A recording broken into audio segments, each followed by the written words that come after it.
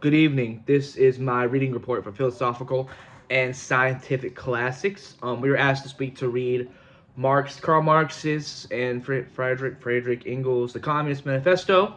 I'm going to summarize really quickly, then heavily critique the idea of the I'm going to say satanic communism, but nonetheless, that may be.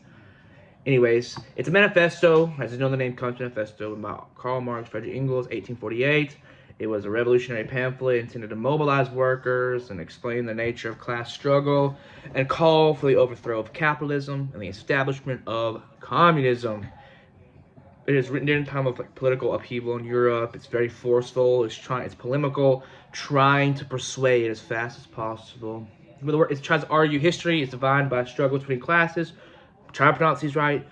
Bourgeois, and proletariat. Claims capitalism is inherently exploits workers. Calls for abolition of private property, class distinction, and capitalistic institutions. Ask questions about power, revolution, and then ask questions about labor, value, production.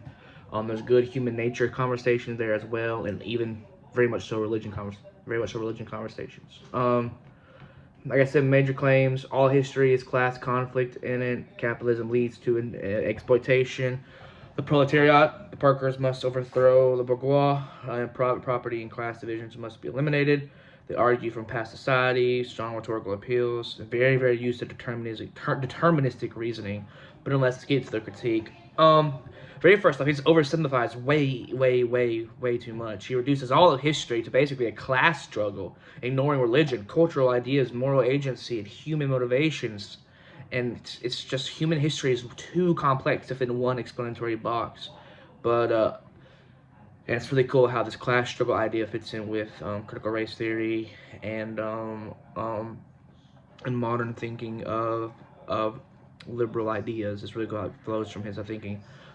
He claims revolution is inevitable, yet many capitalist societies have reformed without collapsing. America being one of the greatest. I'll give some examples later. Assumes material conditions, not human choices, determines everything, and if it fails to predict actual history. Industrial societies did not collapse into communism, but the agrarian ones did, contradicting Marx's predictions. Um, critique. That's the critique on its theory of history, critique on its views of human nature. It's just optimistic, and I'm never going to say communism works fine on paper because it doesn't. It's inherently evil. But it assumes people will work selflessly once capitalism is gone. That's just not going to ever happen. Man is in his fallen nature, and nonetheless, working selflessly doesn't mean doing labor that isn't worth the payment that is worth. Human selfishness does not vanish with new systems. It's not perfect, and also, like I said, it denies individual motivation, treats humans as some interchangeable economic units rather than moral agents with talents and ambitions and goals that are higher than some others. Some people are better than others. LeBron James is a better basketball player than me. He is not. I am not equal when it comes to his talent of basketball. He should not be brought to my level. Um, Economically, it doesn't work. Its theories are outdated. It shows that modern economics now shows value as subjective, not determined just solely by labor. It doesn't matter if it takes a long time or how, or how does it. Not only does it doesn't just matter how long the labor is or how hard labor is. It also matters what you are producing and who you're producing for.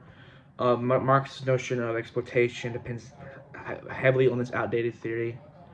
Um, Abolishing markets, like he says, and prices removes the feedback loops needed to know what to produce and how much. If they're buying too much, how do they know how much to produce? How do they know how much to produce if they're not buying, if they're not selling? It's, the consequences of this is awful. Abolishing private property gives the state absolute control.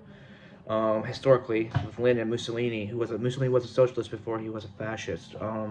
Lenin, Stalin, Stalin, all of them, authoritarian regimes coming from control of property, censorships, very mass suppression, as we see of the Armenian genocide, which is another topic of the day.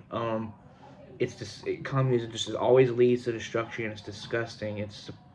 And it always has a system claimed to represent the people, but silences those who disagrees, like Leon Trotsky, even though Leon Trotsky was just they're just two terrible people hating each other, Trotsky and Lenin, I believe. But it has some terrible contradictions. It calls for stateless society, but through total state control. It preaches equality. It gives immense power to a political elite. It claims to free workers. Yet abolishes personal economic choices. It just doesn't work. Communism is evil. It's wicked.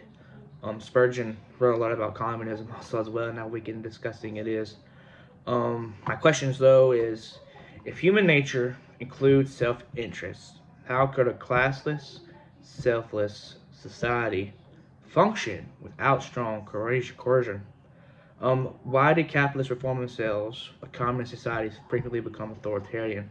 Quick examples of where we see capitalist reform: child labor ending in the United States. The Fair Labor Students Act of 1938 banned child labor. The 8-day or 8-hour workday, and labor rights. These reforms created worker dignity without abolishing private property. The antitrust laws to prevent corporate abuse, like Standard Oil and AT&T, the Sherman Antitrust Act. All of these protected us from monopolies and all of that. Monopolies. Other ones, real quick. Many capitalist nations have safety nets for those who fail.